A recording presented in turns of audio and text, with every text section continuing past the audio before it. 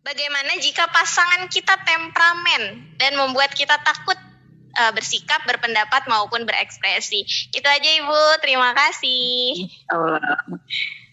Kemudian pasangan temperamen, jadi kita takut. Nah ini emang kadang-kadang kalau kita punya pasangan temperamen, atau temperamennya macam-macam, apa karena dia punya watak yang ekstrovert, atau mungkin dia budaya waktu dia kecil atau pola asuh keluarganya.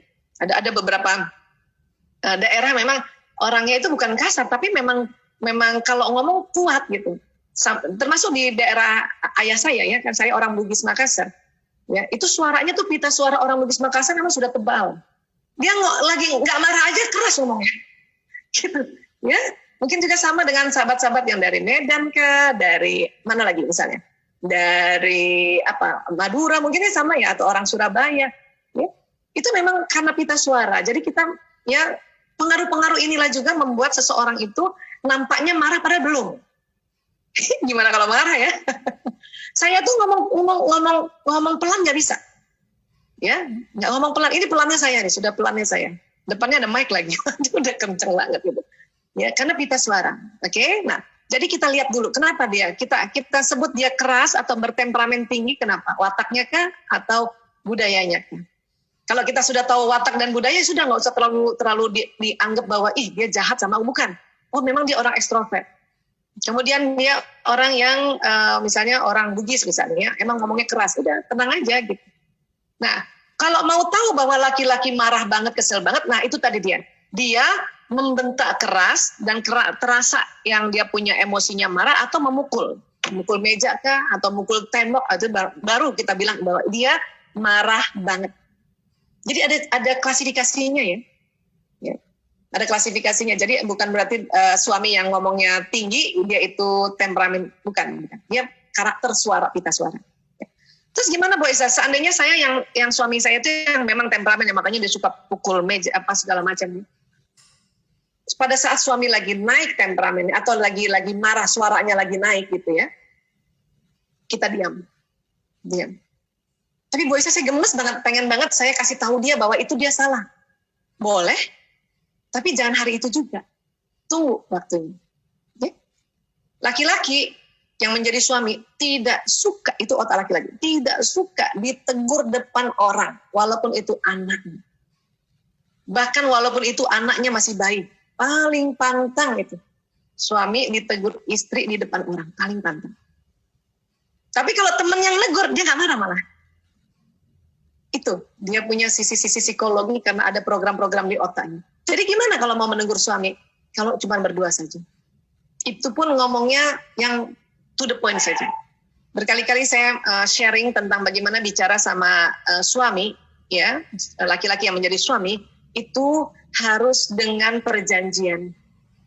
Misalnya kita tersinggung, entah dia kemarin ngomong apa, kita tersinggung. Kita mau bilang bahwa itu tersinggung, itu harus janjian. Misalnya kan kemarin, hari ini, ya kita WA suami, ya nanti habis Isya sekitar jam 8, aku minta waktu 10 menit aja, atau 15 menit aja. Biasanya ditanya kan, mau bicara apa? Nggak, aku mau bicara perasaan aku.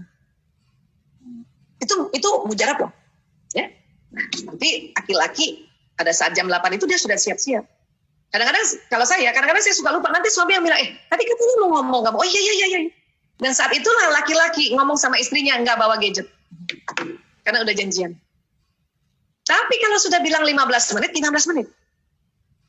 Jangan diulur-ulur. Kenapa? Karena besok-besok kalau kita mau janjian lagi, dia udah nggak percaya. Ya kan? Nah, sampaikan pesan saya.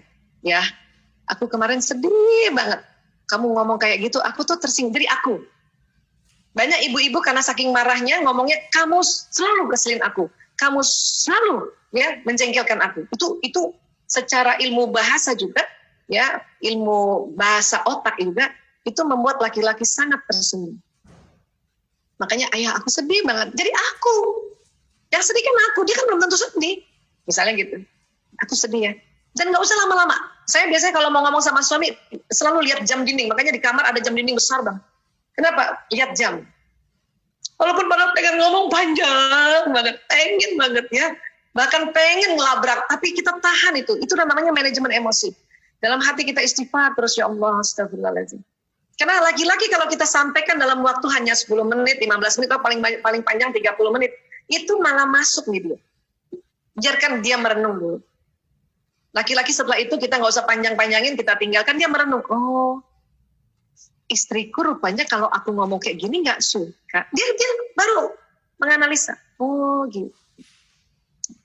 Ya, inilah teknik-teknik sebetulnya kalau kita mau mengungkapkan perasaan kita kepada laki-laki atau pada suami dengan cara seperti itu. Ya. Saya dulu salah.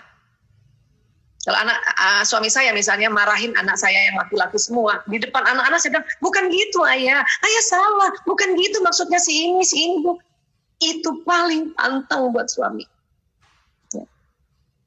Tapi saya baru tahu sekitar 2006 ya, 2006 antara 2006 2010 karena ada riset mengatakan laki-laki yang menjadi suami tidak suka ditegur atau dikritik di depan orang lain meskipun itu anaknya, bahkan anaknya masih bayi.